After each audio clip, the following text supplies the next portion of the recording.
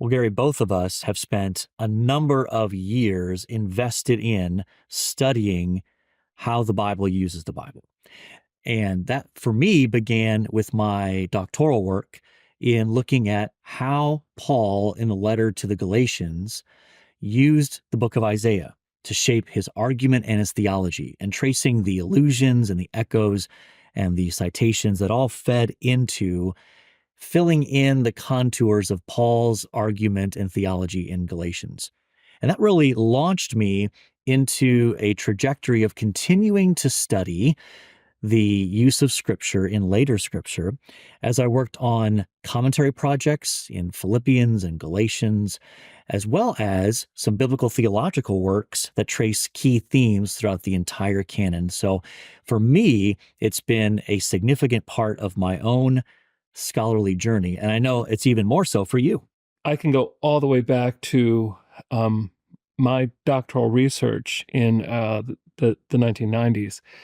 And I know when I was studying how in the ancient synagogue, they would read Torah with prophets, and there was connections between them. Mm-hmm. And I did a lot of research on those ancient Torah readings with the Haftorah.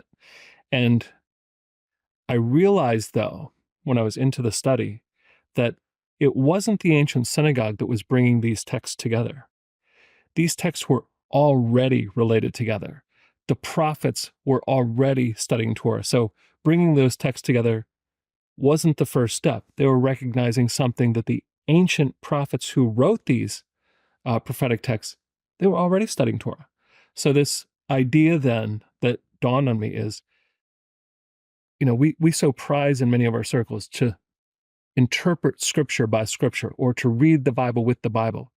We didn't make this up. This is something that the earliest biblical authors, they were reading the slightly earlier biblical writings. And so this is all through the scriptures. Again and again, we find the biblical authors are wanting to present new teaching, but they wanted to do it in terms of the earlier teachings. And so they use the earlier teachings to present the new teachings.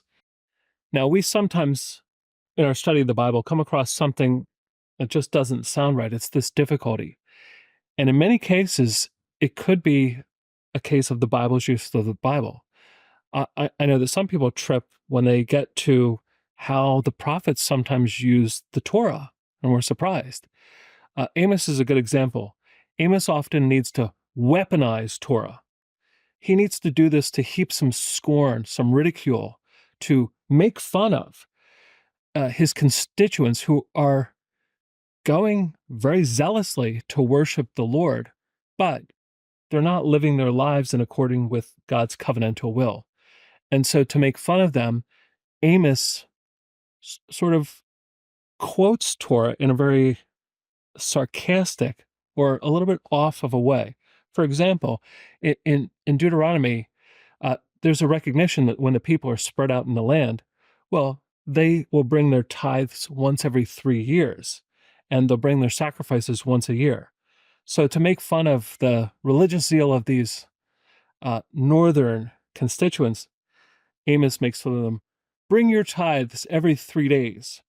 Bring your sacrifices every morning. And that sounds like something at first till you realize it's ridiculous.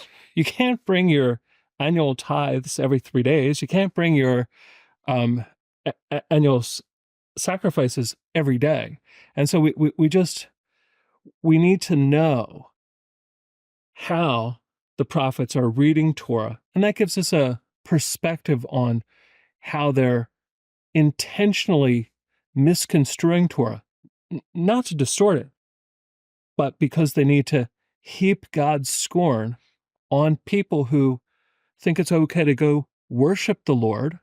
This area of research has many difficulties, which creates a great need for a reliable guide.